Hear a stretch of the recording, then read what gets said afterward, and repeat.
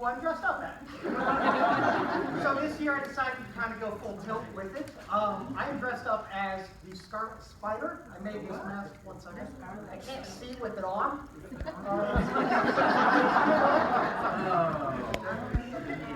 I assure you it zips in the back and it actually fits, but I can't read my presentation, and I wrote this last night, so I don't remember the lines.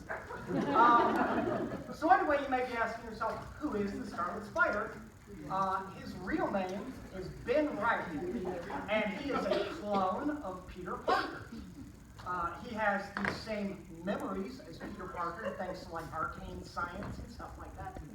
And he has the same intelligence level as Peter Parker, so he's like a scientific genius, and he's like, you know, he helped mess with web shooters and develop stuff like that. And he has the same superpowers as Peter Parker, so superhuman strength, advanced reflexes, and he can cling to most surfaces. Now the weird thing is he didn't always know he was like a clone. He used to think he was Peter Parker. He had all his memories. And one time they actually met, and they were both dressed up as Spider-Man. So he has an arch nemesis whose name is Kane Parker. He is also a clone of Peter Parker. Back in the 90s, Marvel went through this whole thing they called the Clone Wars. It got messy.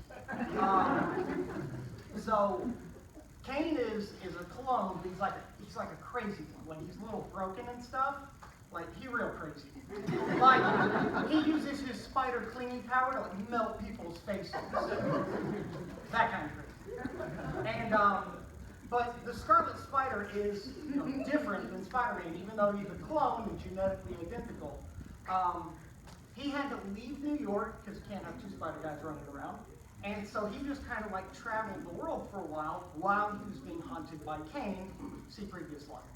And so while fighting that guy, he upgraded his web shooters like a bunch of times, which is why he wears them on the outside of his costume, because they're way too big now.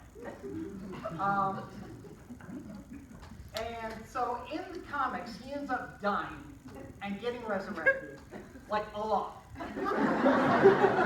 This ends up making him go crazy, and so he ends up becoming the bad guy until he realizes the error of his ways, and then he moves to Las Vegas.